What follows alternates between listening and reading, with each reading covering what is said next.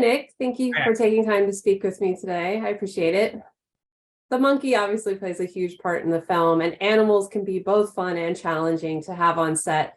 Can you share a little about what it was like having Allie around, getting her to her cues, and how you got all those meaningful glances? 'Cause I'm telling you, it felt like the monkey was definitely acting when I was watching the film. I actually think the monkey learned how to act during the course of the movie, and I'm not kidding. I think I think the monkey had a sense that, okay, when it arrived, obviously it comes, with a trainer, and the animal is kind of prepared for certain events. But when you bring an animal onto a set, there's no prescribed behavior that you can dictate to that animal. You can't always predict and always say that the animal should do this or do that. So what we did with the film is that the monkey, the creation of the monkey is real. It's 80% organic, if you like, and real, from a real animal. Allie is her name. And then about 20 to 25% is made in a computer, CGI.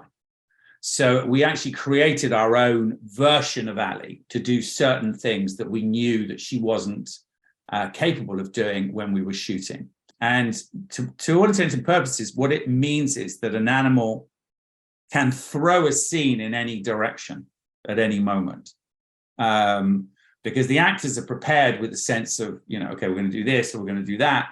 But then the monkey comes in and just stands on their head, or pulls their hair, and then makeup has to come in. So, or just eats all the props straight away, right? So, so what happened was that she learned, I think, that, one of the biggest scenes in the movie is when she says goodbye to the boy, right, at the end.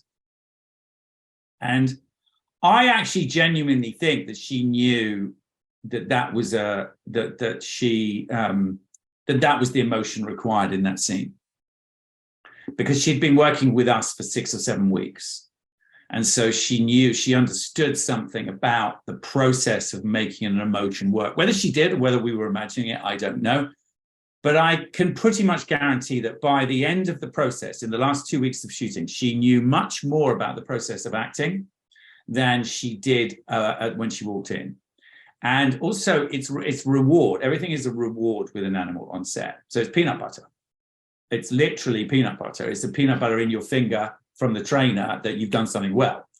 And when they get full, they stop acting. So you've got to be very careful of the timings of when you bring an animal on, because bluntly, when they're full, they're done. That's it. Doesn't matter what you pay them. Doesn't matter what they don't care. They just want to go and lie down. So it's a kind of strange, it's a strange way of working, but that's the way they are. So this film is loosely based on a true story. Did you have any issues with adapting the material, or what was the reasoning behind kind of changing the location of the family? And I mean, I know the names usually change, but some of the other little the details were changed, like the dad, being actually present in the situation. Yeah, I think the dad in the original situation was just not there, and I thought that probably, look, the real life story is different from this story. They never took it to court in that way. They never went through the whole process of doing all that.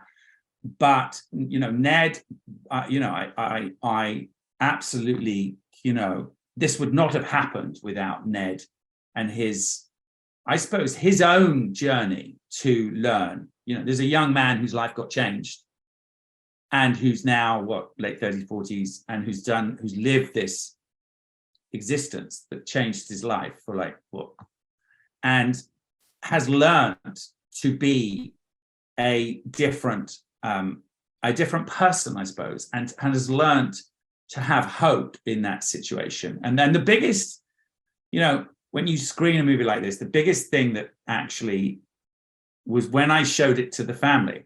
We took it to Boston. We played it at a cinema near where they lived. We took it over for the afternoon so the family could come privately and see the film. And Ned sat at the back of the movie, and of course his immediate family, his mothers, his sisters, his brother, they were all in tears and incredibly emotional about what the story was, because it had never been put on screen before, it had never been validated. So if you like, what the film does is validate him. Does that make sense? It validates his life in that sense. It gives value to something that someone has. And I suppose it doesn't matter about anything else in the end. That's what that means, that he gets a sense of worth from what he has been through and what he's done. And at the end of the screening, he sat at the back of the cinema. His sister was next to him, completely dissolved in tears. And my most nervous thing was when you show anybody who's actually the subject of your film, the film, you know, it's the hardest person to watch the film. And I said to Ned, look, you're going to have a unique relationship with this movie. You're going to have a relationship with this movie that no one else in the planet will have. And that's very special. And I remember just touching his shoulder and I said, are you okay? And he said, I'm okay. And he was obviously so touched and so full.